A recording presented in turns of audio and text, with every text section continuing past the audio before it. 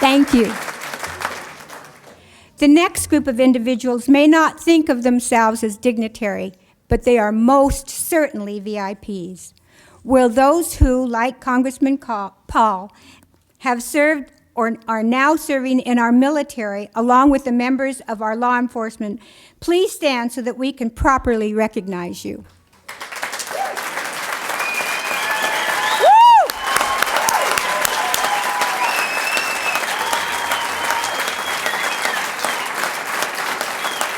Thank you.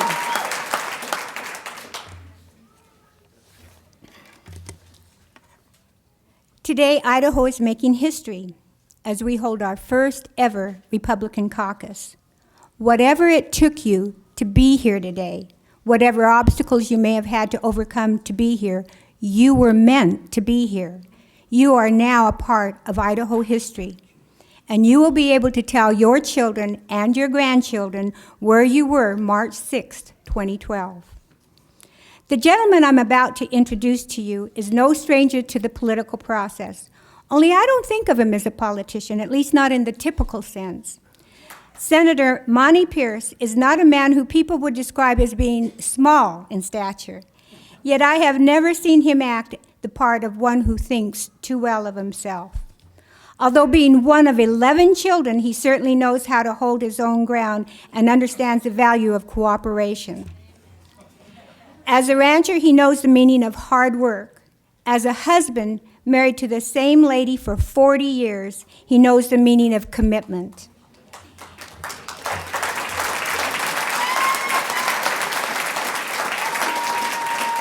He and his wife, Mary, make their home in New Plymouth, Idaho. They have 7 children and 9 grandchildren. Thus, he understands the concept of balancing a budget. He is currently in his 5th term in the Idaho Senate and is chairman of the Senate Natural Resources Committee. Like Congressman Paul, he takes his oath to uphold the Constitution as a sacred trust. In doing so, he not only serves the good people in District 9, but all of us who are blessed to live here in Idaho. Ladies and gentlemen, it is my honor to introduce my friend, Senator Monty Pierce.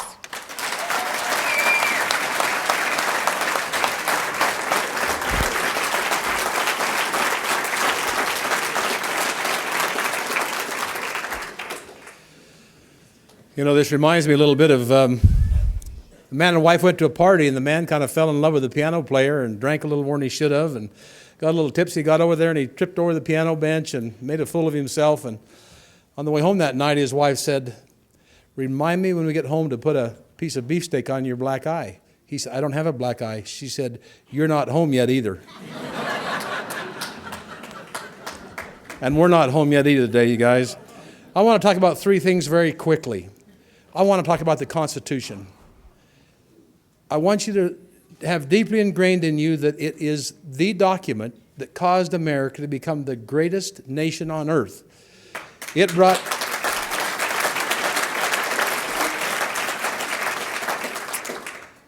prosperity, it brought freedom. In fact, it set an example to the rest of the world who desired the freedom and the standard of living and opportunity that existed in America. And our greatness will remain as long as we follow that, and we know our greatness is sliding because we no longer follow it. Number 2, principle. Principle is something that we ingrain inside of ourselves, something that causes us to do things different. When I was going to college, I was kind of a player coach on a softball team. I loved to play softball. We had a great team. And there were 100 and some odd intramural teams, and we were undefeated. We were winning right along. And one day, one of my friends got up and he hit a double. And I was a sideline coach, and I was trying to get somebody else up to bat and cover things. And all of a sudden, Gary was right back beside me here. And I said, "Gary, the umpire, it was a close call on second." I said, "The umpire called you safe." He said, "I was out." And he literally walked off the field. His principle, didn't matter what the umpire said. His principle said, this is where I need to be. After the Battle of Yorktown, you remember the Continental Army, what terrible shape they were in. They were bootless, they were sockless, they were sometimes pantless, and they were hungry. They had blood in the snow. They were in terrible shape. And General Washington came riding by, as some American soldiers were stripping the boots and clothing off of a wounded redcoat. Now, you guys, in dire conditions, we can justify a lot of things. George Washington stopped them and said, wrong. He actually ordered another soldier to defend that wounded redcoat when his own men were needing the very boots that were on that dying soldier, but he was still alive. That's principle. That's what we need today in candidates and people. The other thing we need consistency. We need people that say, this is where I'm at and this is where I'll always be. Let me go down some things about Ron Paul. I first got acquainted with him many years ago when he was standing up against the United Nations. Sent him money and read his stuff and followed that. He is still there today. He is still opposed in the same way he was 20 years ago to the United Nations. You know, has he ever voted for anything unconstitutional? Not that I know of. That's consistency. He has more donations from the military, and I respect the military because they've had to reach down their bootstraps and say, what am I doing here? And they have to determine what they love and what they really want because they may be laying down their life for that. And he has more donations to the military than all the other candidates put together. What a compliment. He has the highest rating of the National Taxpayers Union of anybody ever. His opposition to the Patriot Act. He's not willing to sell our freedoms out for a little momentary security.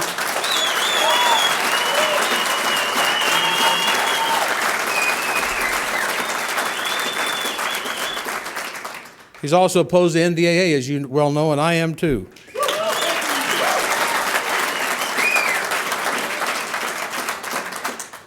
You know, Norman Thomas was a leading American socialist in 1944. See if you recognize what he said here.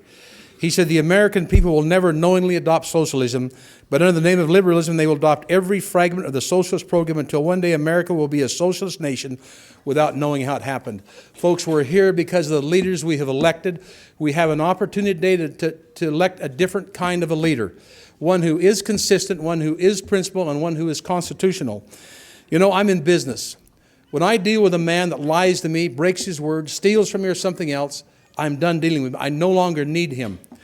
Every candidate running for president today in this nation has taken an oath that I will defend the Constitution every way that I can.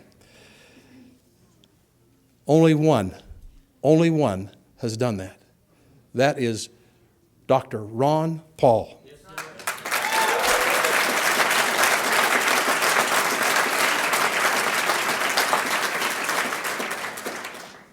Let's vote for liberty. Let's vote for Ron Paul. Let's give Dr. Paul an Idaho welcome.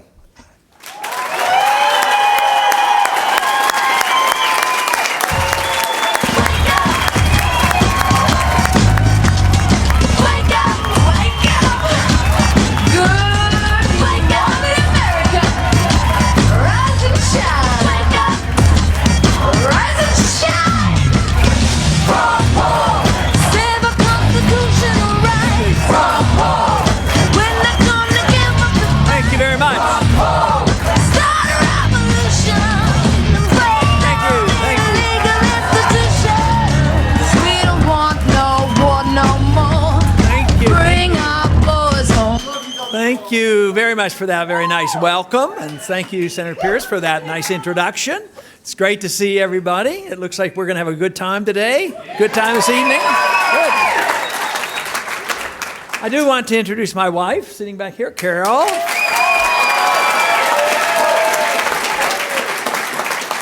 But this is a very special day, and Idaho is a very special state, so we're expecting lots of things to happen. I guess a lot of people need to get out and vote and prove that we're on our way, and that's up to you to do that. Thank you very much. I appreciate that.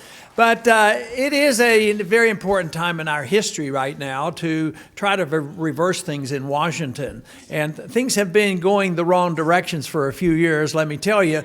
And the problems are pretty big. If you look at our economy, that is listed as the #1 problem throughout the country. And most people recognize this, but most people don't recognize what caused the difficult problem. So whether you look to the Democrats or the Independents or the Republicans and ask them why we have bubbles and why we have recessions, do they ever tell you that it has a lot to do with the Federal Reserve System?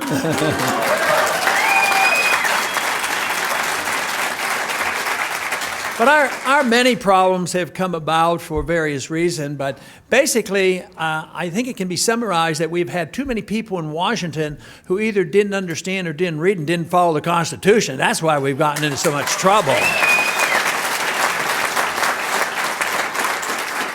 So whether it's the economic policies related to monetary policy in the Federal Reserve, whether it has to do with the protection of our liberties and our Fourth Amendment's right to privacy, whether it has to do with the Constitution saying how we should go to war, these things have been ignored for a long, long time, and we have shifted from a wealthy nation and a creditor nation to a deficit nation, and one now whose the people's standard of living is actually going down for the first time in our history, and it's been going down now for over 10 years. And this is why the people aren't feeling so good about it. And yet the government gives us these statistics, and they say, oh, the unemployment is not so bad. It's 8% improving, no inflation, 2% or so. And the American people know that's just not so. Inflation, the prices going up are much faster than that. And when you look at the free market economists, they report that the unemployment rate is closer to 22%, a very, very serious problem. And so in order to correct something, we have to admit the truth. And I think that's been our problem. We've been in denial. We figure, oh, well, we have a slump. If we spend some more money, if we borrow some more money, if we print some more money, we'll get out of that slump. And that works for a while if you have a lot of money in the bank and you have a wealthy nation. But today we don't have money in the bank. We're the debtor nation. We're the biggest debtor nation in the history of the world. We owe trillions of dollars overseas. Our national debt itself is $16 trillion. And our national debt is going up between $1 and $1.5 trillion every single year. How can you get out of a debt crisis by spending about $1.5 trillion every year that we don't have? It makes no sense. And I think the American people understand that. I'm convinced the American people are way ahead of the politicians in Washington. We need to send a loud and clear message to the people in Washington.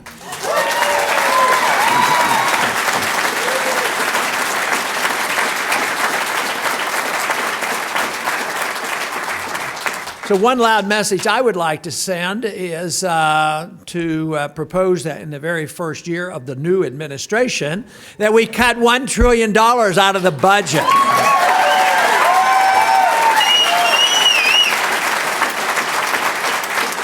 But you know, others will say, other candidates will say, and even the current administration will say, we're cutting. But they're not cutting. What they're doing is always nibbling away at proposed increases. The budget is based on baseline budgeting, which has automatic increases, no matter what. It's automatic increases. Over the next 10 years, the automatic increases will be to the tune of over $10 trillion. So if they come up with a proposal like they did after the Congress failed and the super committee failed, the automatic cuts that were put into place were to cut like $1.2 trillion over a 10-year period of a $10 trillion proposed increase, which is no cuts at all. And they expect everybody to believe this. Now, if you compare that to reality, that would mean you'd cut about $100 billion a year out of proposed increases, which adds up to nothing. But our national debt is going up $100 billion a month. So we're not going to get anywhere. That's why we have to be very serious about this. And I have the proposals. I have 5 departments I would cut. I'd go back to 06 budget line, not having this automatic increases, but going back to the baseline of 06. And the budget can be balanced within 3 years. And that is what the goal ought to be.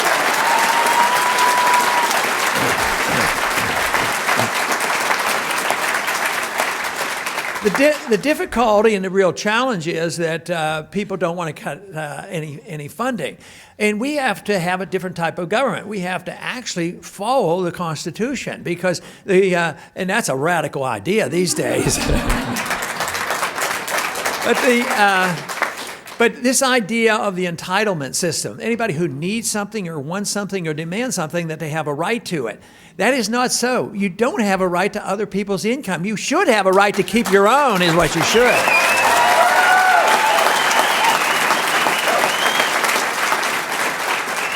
So the word entitlement is misused. The entitlement system was set up and they got people to endorse it because they would show individuals who are truly in need. There's always been people